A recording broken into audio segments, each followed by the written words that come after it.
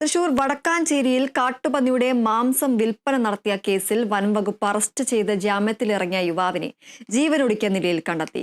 കാഞ്ഞിരക്കോട് സ്വദേശി മിഥുനാണ് മരിച്ചത്. വനംവകുപ്പിന്റെ പീഡനമാണ് മിഥുൻ ജീവനൊടുക്കാൻ കാരണമെന്ന് ബന്ധുക്കൾ ആരോപിച്ചു. മിഥുന്റെ ഭാര്യയ്ക്ക് സർക്കാർ ജോലി ലഭിക്കാതെ മൃതദേഹം വിട്ടു നൽകില്ലെന്ന നിലപാടിലാണ് ബന്ധുക്കളും നാട്ടുകാരും.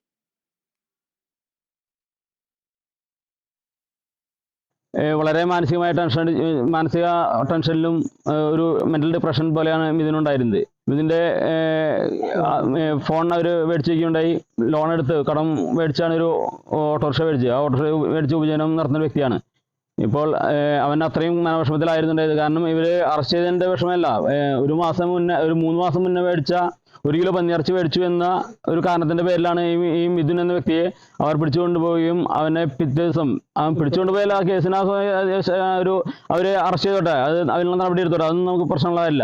പക്ഷേ അവനെ പിന്നീട് ന്യൂസുകളിലും ദൃശ്യമാധ്യമങ്ങളിലും അതുപോലെ തന്നെ ന്യൂസ് ചാനലുകളിലും പത്രങ്ങളിലും എല്ലാം പിറ്റേ ദിവസം ഇവരെ ഒരു 3 പേരെ അവർ സ്ഥിരം പന്നിയെ വേട്ടയാടുന്ന കെണിവെച്ച് പിടിക്കുന്ന വ്യക്തികളായി ചിത്രീകരിച്ചുകൊണ്ട് ആ വിഷമത്തിലാണ് ഈ മിഥുൻ എന്ന വ്യക്തി ഇന്നിപ്പോൾ ഇന്ന് പ്രവർത്തി ചെയ്തിരിക്കുന്നത്. ഇതിൽ നാട്ടുകാരെല്ലാം വളരെ ശക്തമായ പ്രതിഷേധത്തിലാണ്. ഇതിനെ എല്ലാ നടപടികളും ഇതിനുവേണ്ടി ഫോറസ്റ്റ് സ്റ്റേഷനിലേക്ക് മാർച്ച് നടത്താൻ വരെ ഇപ്പോൾ എല്ലാവരും ഇവിടെ തയ്യാറായിക്കൊണ്ടിരിക്കുകയാണ്. എന്തെങ്കിലും ചെയ്യാന്ന് പറഞ്ഞിട്ട് ഞങ്ങൾ സമാധാനിച്ച് പണ്ട് പോയി അറിഞ്ഞില്ല സാറേ. അയ്യോ, ഞാൻ ഒരു മോനുണ്ടായിരുന്നതാണ്, അതിനെങ്ങനെ ചെയ്തില്ല അവര്. ഫോണ് പോയി എന്ന് പറഞ്ഞ സങ്കടം, അവര് വീട്ടിലെത്തിയെന്ന് സങ്കടം. എന്തൊക്കെയാണ് 2 കുഞ്ഞുമക്കളെ ഈ അമ്മേനും ഭാര്യനും ഇട്ടിട്ട് അവൻ പോയില്ലേ. അവരെന്താ ചെയ്തതെന്ന് അറിയും സാറേ. അവരെന്തോ ഇന്നലെ അവിടെ പോയിട്ട് ചെയ്തതെന്ന് അറിയും സാറേ. അവര് മോനാണ്, അച്ഛനോട് ഇല്ലാത്തതാണ്. അവൻ്റെ അതുകൊണ്ടാണ് ഞങ്ങൾ താത്താണല്ലോട് ജീവിക്കുന്നവരാ ഞങ്ങള്. ഈ ഓട്ടോറിക്ഷ ഓടിയിട്ട് കിട്ടിയിട്ട് വേണം, അത് ഇന്നലെ ഒരു ഓട്ടം കിട്ടിയിട്ടില്ല. എന്നിട്ട് പറഞ്ഞു മൊബൈലില്ലാത്ത കാരണം ആ സാറുമാർ മേടിച്ചു വെച്ച കാരണം ഓട്ടോയില്ല ഒന്നുമില്ല എന്ന് പറഞ്ഞിട്ട് ഇന്നലെ ഇവിടെ പിന്നാലെ നടന്ന് കറിയായിരുന്നു.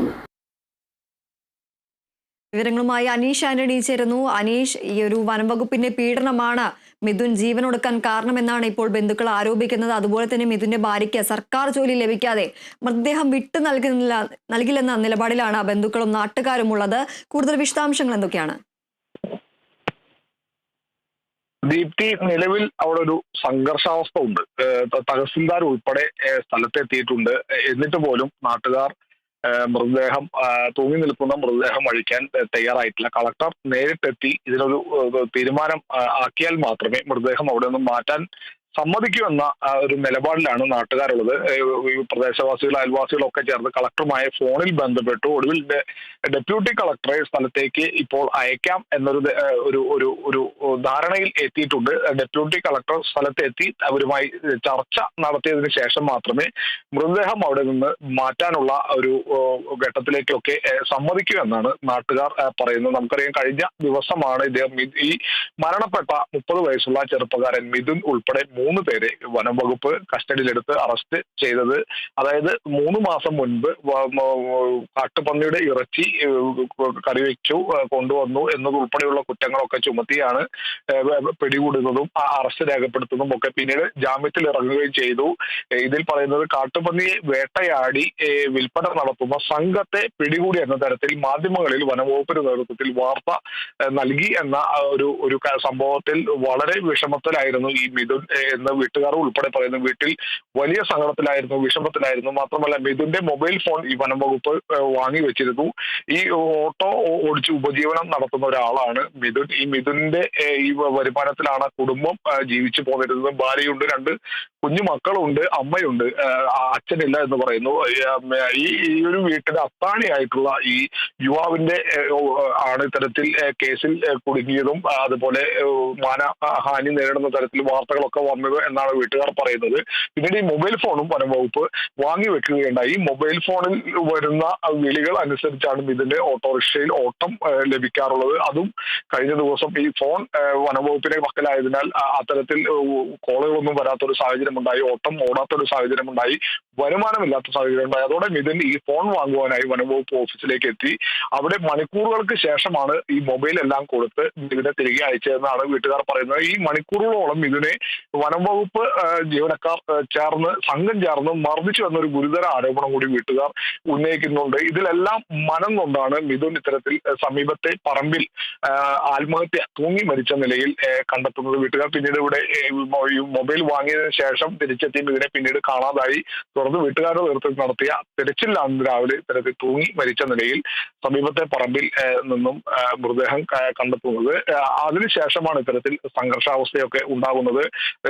വനംവകുപ്പിനെതിരെ വലിയ ആരോപണമാണ് മാനസിക പീഡനം, ശാരീരികമായി മർദ്ദിച്ചു എന്നുള്ള ഒരു ആരോപണം, അതുമായി കള്ളക്കേസിൽ കുടുക്കി എന്നുള്ള ആരോപണം. ഇത് പന്നിയിറച്ചിയാണോ അതോ മറ്റെന്തെങ്കിലും ഇറച്ചിയാണോ എന്നറിയാതെയാണ് മിഥുൻ ഇത് വാങ്ങിയതെന്നാണ് അയൽവാസികളും മിഥുനെ അടുത്തറിയാവുന്നവരും വീട്ടുകാരും ഒക്കെ പറയുന്നത്. മിഥുന് നേരത്തെ ഇത്തരത്തിൽ മൃഗവേട്ടയുമായി യാതൊരു ബന്ധമില്ലാത്ത ഒരാളാണ്. വളരെ പാവം ആയിട്ടുള്ള ഒരു യുവാവും കൂടിയാണ് മിഥുൻ എന്നാണ് അയൽവാസികളും സ്ത്രീകളും ഉൾപ്പെടെയുള്ള അയൽവാസികളും നാട്ടുകാരും ഒക്കെ പറയുന്നത്.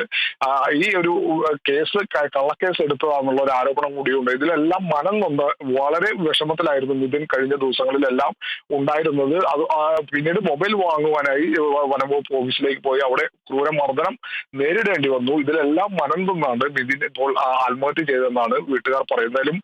ഭാര്യയ്ക്ക് ഈ കുടുംബത്തിന് ഉപജീവന മാർഗങ്ങളില്ല, ഭാര്യയ്ക്ക് സർക്കാർ ജോലി നൽകണം എന്നുള്ളൊരു ആവശ്യമാണ് നാട്ടുകാരും ഉൾപ്പെടെ ആവശ്യപ്പെടുന്നത്.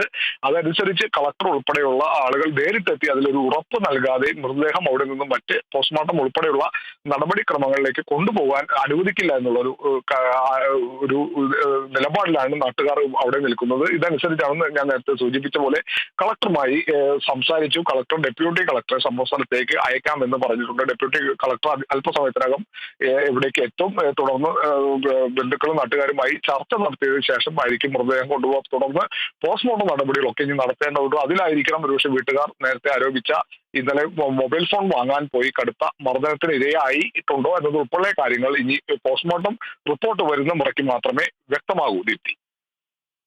ശരി അനീഷ്, തുടരുക. മറ്റൊരു വാർത്തയുടെ വിശദാംശങ്ങൾ നൽകാനുണ്ട്.